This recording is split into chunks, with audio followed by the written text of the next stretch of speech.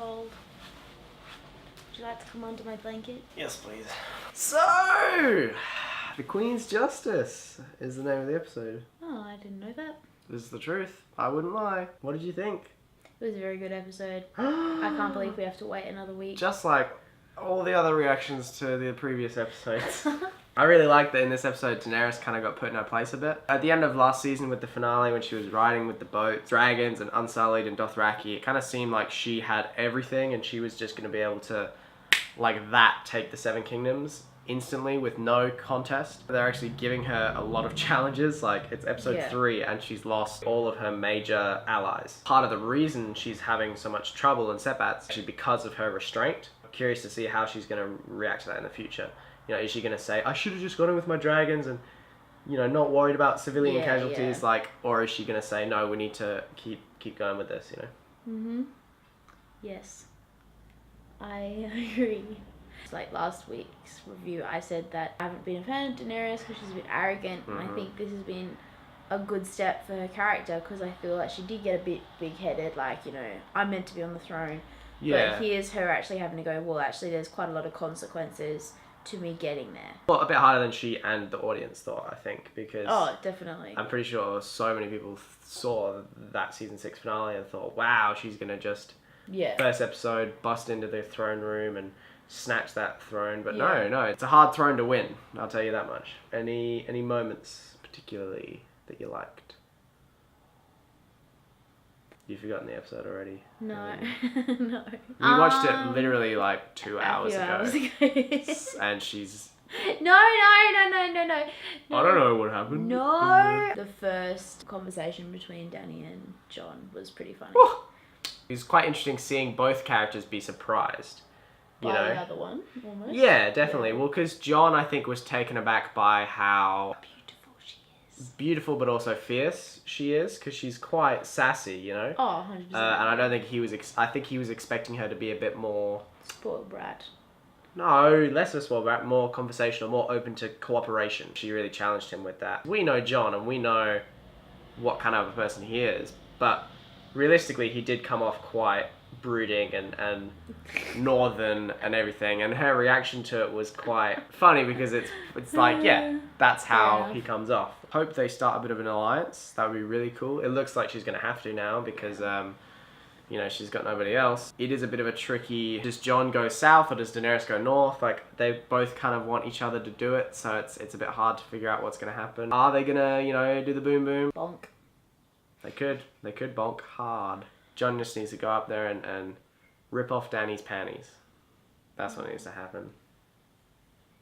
I liked how like Tyrion came into his own a bit more in this episode in comparison to the other episodes for the season, so that you can tell Tyrion's like really back. Oh yeah. Tyrion's like knowledge and no, just because he's been a little bit genius made a return. Seen in this season. No, I agree. So it was cool like, to see Tyrion kind of, because I think he brought both of them to a bit of sense. When he talked to Jon, it was like, what do you need? You need the dragon glass. Focus on that. And when she talked to Daenerys, he was like, you need his alliance and you need the North. So just throw him a bone. Sort of. Definitely. Are you tired of this episode again? No, it's just like a cold, wet, windy day and I'm tired. We only saw Theon for a very brief second, but it was interesting to see he really doesn't have any respect. He's just had a tough time, you know? Yeah, it looks like next episode, though, he's going to arrive, tell Dany what happens. Although, to be honest, at this point, I don't think he's going to be much use, because it only looked like one ship survived the attack. So now the Unsullied are gone. The Unsullied are at Castle Rock. Stuck at Castle Rock. Sieged, essentially. That was a pretty sneaky move. Cersei's playing it quite smart this season. She's doing a lot to cement her place in power. She loves being in power, and I like how she's being very cunning this season. She's doing a lot of...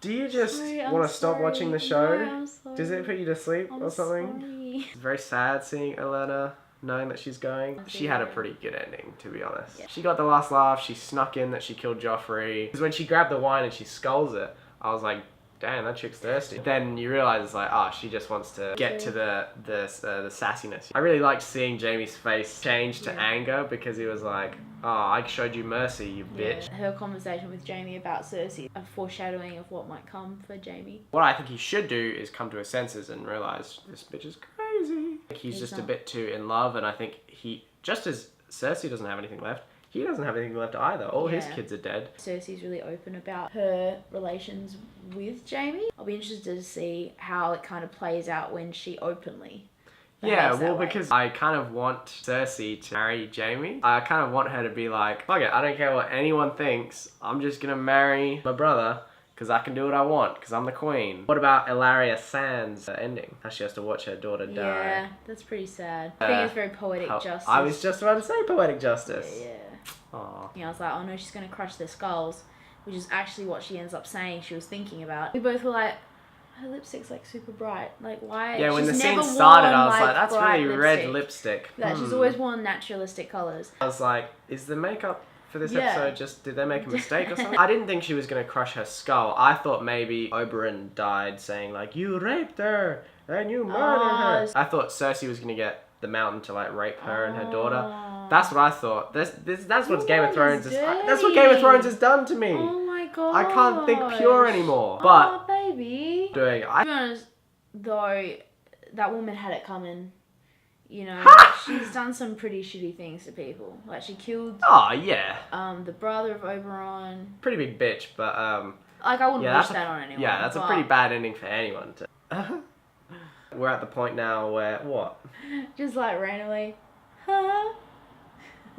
They're somehow doing it so that it's still build up, but it's also action. Battles are started, the war is here, but they're also setting up something bigger. Something big. They can do a whole taking over Castle Rock sequence as like a side image from a dialogue scene. How they can just talk over it. Yeah, it was really well done. It was a good way of, like you said, getting the action, but also showing that that's not the only thing that's going to happen. Like the next episode's going to be intense. The intrigue as well of Game of Thrones is that it's not just... The interesting part of Game of Thrones is not just seeing fight scenes and seeing people slash each other up. It's about the political intrigue and what that actually means for Daenerys and Cersei and what, you know, the whole Euron Cersei relationship. When he was talking to Jaime, oof, that was cold. That was rude.